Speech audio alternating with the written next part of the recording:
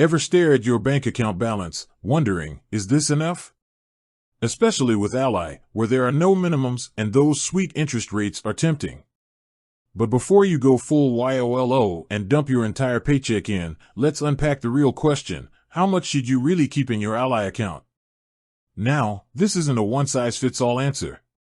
Your ideal Ally stash depends on your financial goals, lifestyle, and even a little bit of your personality. Are you the bill payer extraordinaire, meticulously planning every expense? Or the adventurous type, always ready for a spontaneous weekend getaway? Understanding your financial personality is key. So, grab a pen and some paper, or open a note on your phone, because we're about to dive into a financial quiz. Financial Fitness Quiz, Ally Edition. Alright, future financial gurus, let's answer these questions honestly. There are no wrong answers, just a chance to get a clearer picture of your Ally needs.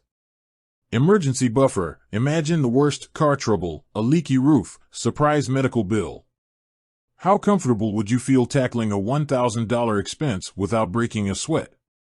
A. Panic. Ramen noodles for a month, here I come. B. Concerned, but manageable. I could dip into savings or use a credit card, responsibly, of course. C. No worries. That's what my emergency fund is for. Savings goals: new phone? Dream vacation? Down payment on a house? Write down your top 3 short-term and long-term savings goals. How much do you need to save in total, and by when? The paycheck shuffle: do your bills and expenses eat up most of your paycheck, or are you left with some wiggle room after everything's paid? The fun factor: let's be honest, saving is important, but life's for living too.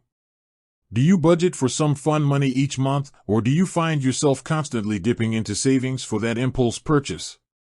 Grading your Ally aptitude. Okay, money wizards, time to assess your Ally strategy. Mostly A's ***. Building a safety net is a wise move. Consider keeping at least 3 to 6 months of living expenses in your Ally account as an emergency buffer. This gives you peace of mind and protects you from unexpected financial hurdles.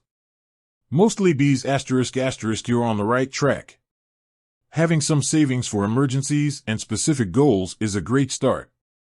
Think about bumping up your Ally balance to cover a more comfortable emergency buffer and reach your savings goals faster.